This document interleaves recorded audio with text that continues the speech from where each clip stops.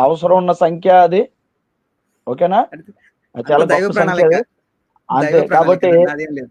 ఇన్ని ప్రశ్నలేసారు. అసల 34 ప్రశ్న ఒకటుంటే బావుందనిపించింది నాకు. ఆ ప్రశ్నేంటో చెప్తాను నేను. అసలు రామాయణం జరిగిందా?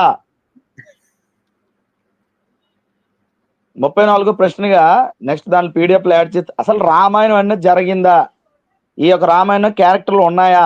ఇవన్నీ కల్పిత క్యారెక్టర్‌లా? అని ప్రశ్నలు మీరు పెట్టుంటే జనాలకి క్లారిటీ వచ్చింది.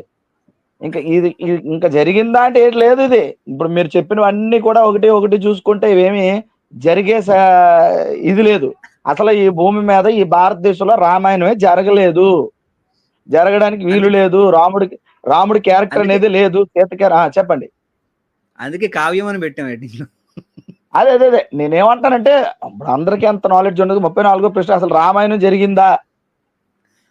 అని మీరు టైటిల్ పెట్టి దానికి వివరణ ఇచ్చేసుంటే అయిపోయింది. అర్థమైంది బ్రదర్?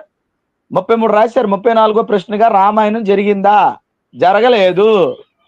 ఈ క్యారెక్టర్స్ అన్నీ ఎవరో ఆర్యులు అనేవారు ఈ భారతదేశానికి వచ్చిన తర్వాత ఈ క్యారెక్టర్స్ అన్నిటిని పుట్టించుకొని ఈ క్యారెక్టర్స్ అన్నిటిని కూడా మరి చూపించారు. ఇందులో చాలా నాకు 2 ప్రశ్నలు. అసలు రామాయణం జరగలేదు. జరగలేని దాని మీద దీనికి మళ్ళీ ఆదర్శం వీటికి జై కొట్టడాలు, లేని క్యారెక్టర్‌ని తీసుకొచ్చి జై కొట్టడాలు. ఇక ఒక మంచి మాట చెప్తాను. బ్రదర్ అనిల్ గారు చెప్పారు. ఈ క్రిస్మస్ వచ్చిందంటే ఒక్కొక్కడికి ఎలా ఉంటదంటే సైతాన్ని ఆవహిస్తూ ఉంటది. క్రిస్మస్ వచ్చినప్పటికి చాలా ఒక్కొక్కడు గెంతుతూ ఉంటారు. ఈ ఏమంటారు చెత్త రాస్కెల్స్ అందరూ కూడా యేసుప్రభు ఎలా పుట్టాడు? యేసుప్రభు ఎవరికి పుట్టాడు? యేసుప్రభు ఎప్పుడు పుట్టాడు? యేసుప్రభు పుట్టిన తేదీలున్నాయా? యేసుప్రభు పుట్టడానికి ప్రామాణికత ఉందా ఏదైనా?